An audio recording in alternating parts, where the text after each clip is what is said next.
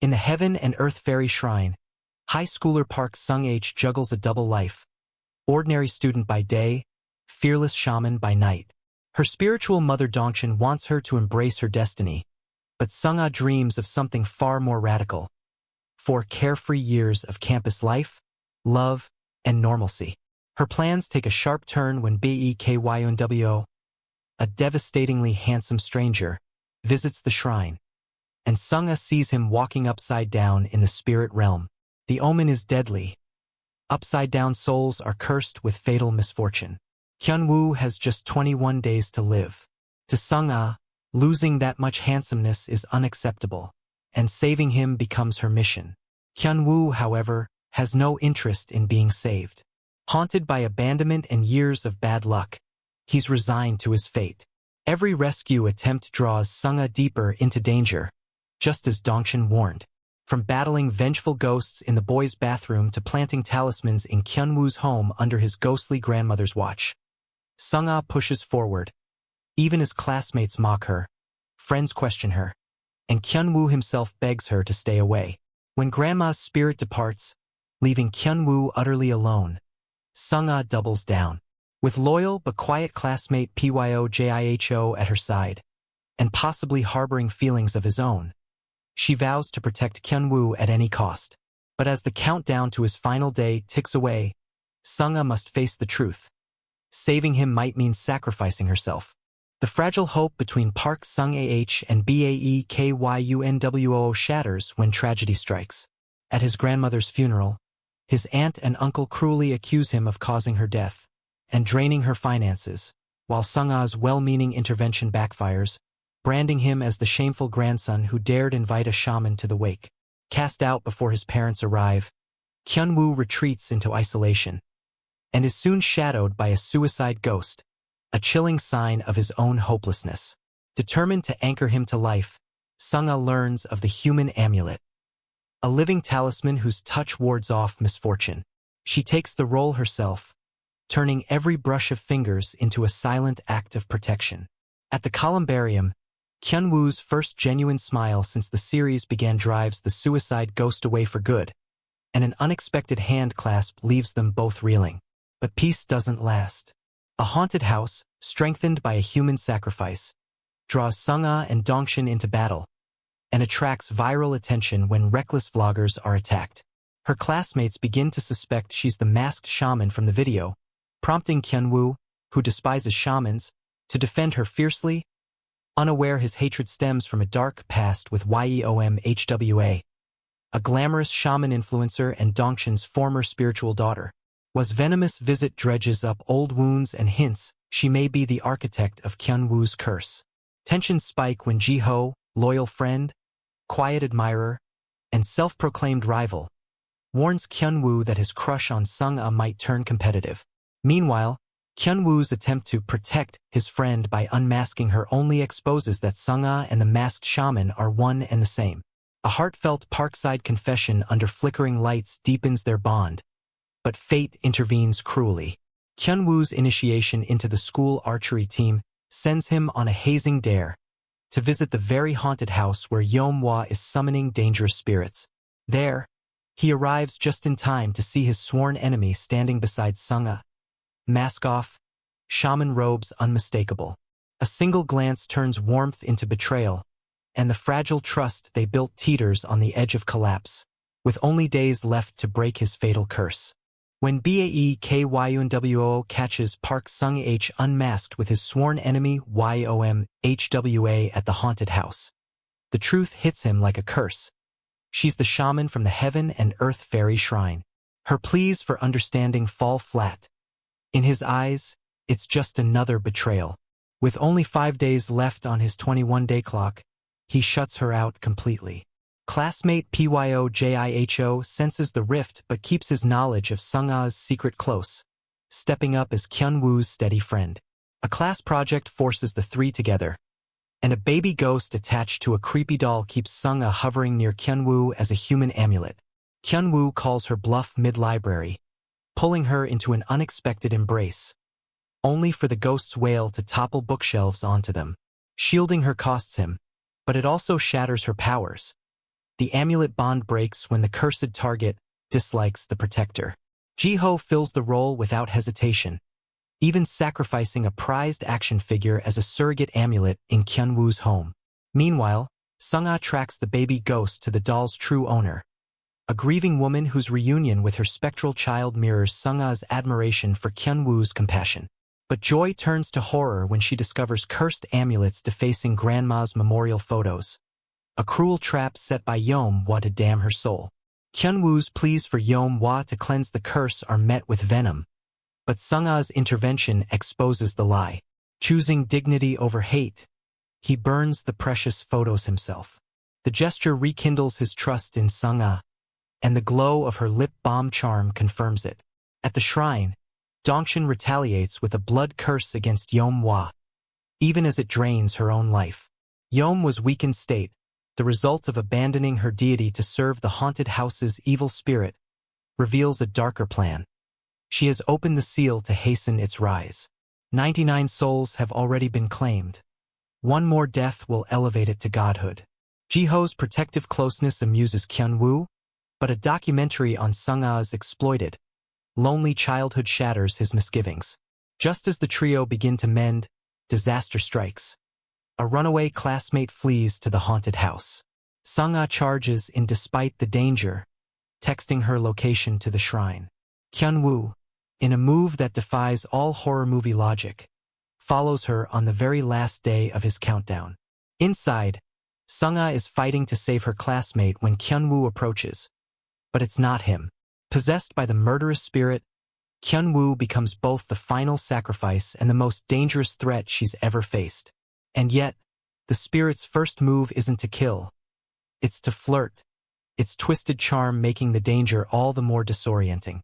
With time gone and the stakes higher than ever, Seong-ah must decide. Exorcise the spirit and risk losing him forever, or gamble everything on saving both the boy and the body he's trapped in. At the haunted house, romance and danger collide when Bae Gyeon-woo refuses to leave without Park Seong-ah, declaring he can only be safe if she is. But a flashback reveals Yeom-hwa's treachery. She dedicated Kyun-woo to the evil spirit long ago, marking her as the architect of his misfortune. The spirit crashes into him with brutal force, shattering Jae-cho's stand-in amulet. The Kyun-woo they knew is gone. In his place stands Bong-soo, a charming, dangerous ghost from another era. Bong-soo's first words to Seong-ah? A flirty hello, shaman. Her touch weakens him, briefly returning control to Kyun-woo, a vulnerability Bong-soo is quick to avoid. But his fascination with her is undeniable, and he even warns her to catch him before Yeom-woo does. He stalks her school, bonds with Ji-ho over arcade games, and reveals PTSD from his time as a student soldier in the Korean War, hinting at a tragic past 70 years in the making. When Seong-ah learns that skinship can suppress Bong-soo, she and Kyun-woo endure a night locked together in a spirit-proof room. He confesses he'd rather be possessed than see her hurt, and later admits, "I like you, Seong-ah. Now it's my turn to protect you." But Bong-soo isn't ready to vacate his new home. He strikes a deal with Kyun-woo. School hours for the ghost, archery practice for the boy. Meanwhile, Ji-ho confirms the possession, confesses his own feelings for Seong-ah in front of both Kyun-woo and Bong-soo, and somehow keeps the love triangle both heartfelt and hilariously awkward. At the shrine, a cleansing rite reveals Yeom-woo's unresolved grief over a lost child, and her festering resentment toward Dongshin.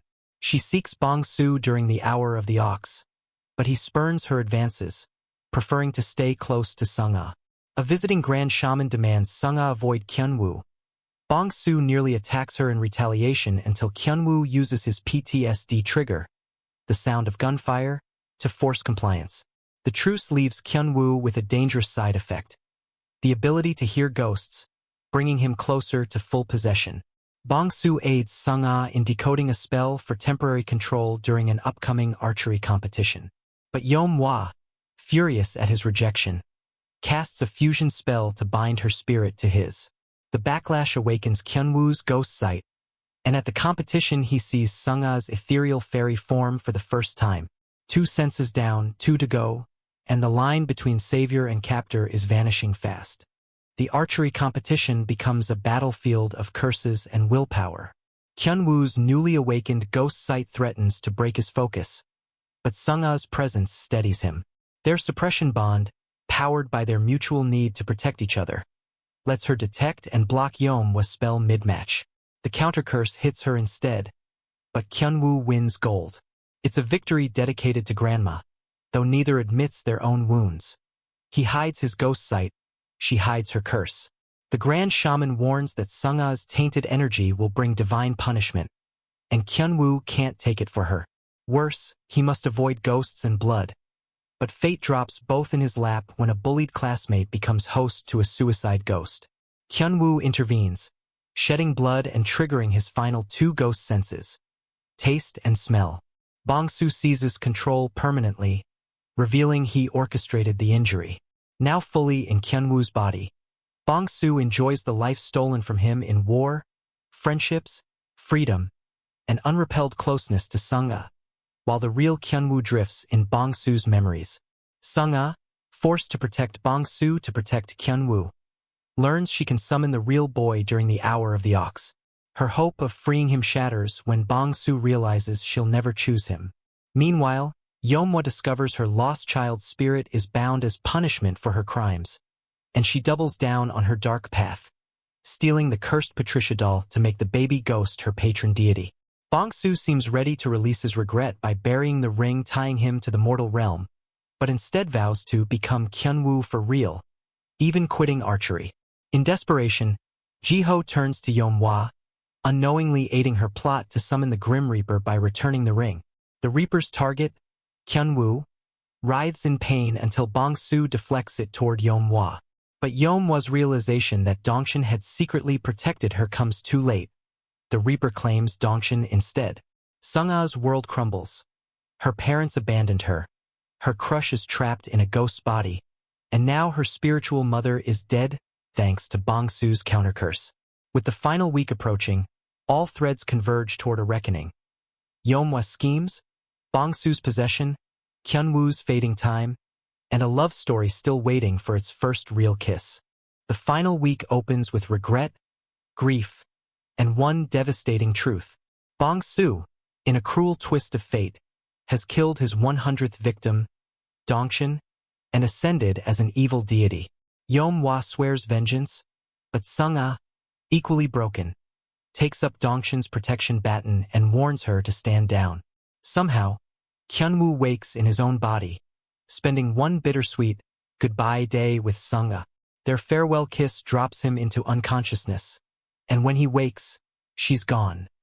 Not just for graduation, but for years. The truth? Sung-ah has trapped Bong-soo inside herself, driving away her patron deity and leaving the shrine a hollow shell. Kyun-woo becomes a ghost-hunting vigilante armed with talismanic arrows, risking police trouble and archery bans to track her down. Yeom-wa's search ends first, finding Sung-ah in the forest appeasing Bong-soo's victims. A tense standoff turns chaotic as Sung-ah switches between herself and Bong-soo, only for Kyun-woo to arrive in time to save her. But she disappears again. 2 years pass. Kyun-woo is now a national-level archer, Ji-ho his steadfast roommate, but both still dream of Sung-ah. When he finally finds her, or rather Bong-sung, the reunion is shocking. Bong-soo in Sung-ah's body, trying to escape via kisses, and even planting one on Ji-ho. Playful teasing turns bittersweet when Bong-soo sees how loved Sung-ah still is, realizing those moments should have been hers. The cracks in Sung-ah's spirit vessel mean Bong-soo must leave soon or she'll die. Kyun-woo enters her dreams in disguise, but she quickly recognizes him. In a heart-aching exchange, he updates her on the world she's missed, ending with a tender kiss. When she wakes, Bong-soo is back in Kyun-woo's body, but now with the clock running out. Kyun-woo intends to keep his bargain to die in her place. With Yeom-wa's help, he heads to the haunted house to end it. But Sung-ah, restored to full shamanic power with the return of her patron deity, and Dongshin's spirit, storms the house in a jaw-dropping, seal-breaking entrance. She offers Bong-soo a different path. Remember his real name, cross over peacefully. The truth unravels. Bong-soo's regret about a friend's ring was a false memory born of loneliness. He is Jang Yunbo, the boy who died utterly alone. With the truth faced, he finally lets go. Goodbye, shaman. Loose ends tie quickly. Kyun-woo survives. Yeom-woo walks a shaky road to redemption, and the shrine reopens. Kyun-woo joins the national team. Seong-ah embraces her extraordinary life, and Ji-ho closes his chapter on first love with quiet grace. The finale sprinkles in multiple kisses, but after 6 weeks of simmering tension, only the dream kiss truly lands. The ending is satisfying but rushed, leaving lingering questions about Yeom-woo's choice of Kyun-woo and whether his birth family ever repented. Still, Head Over Heels leaves behind a vivid mix of romance, supernatural thrills, and unforgettable characters, with just enough gaps for the imagination to run wild.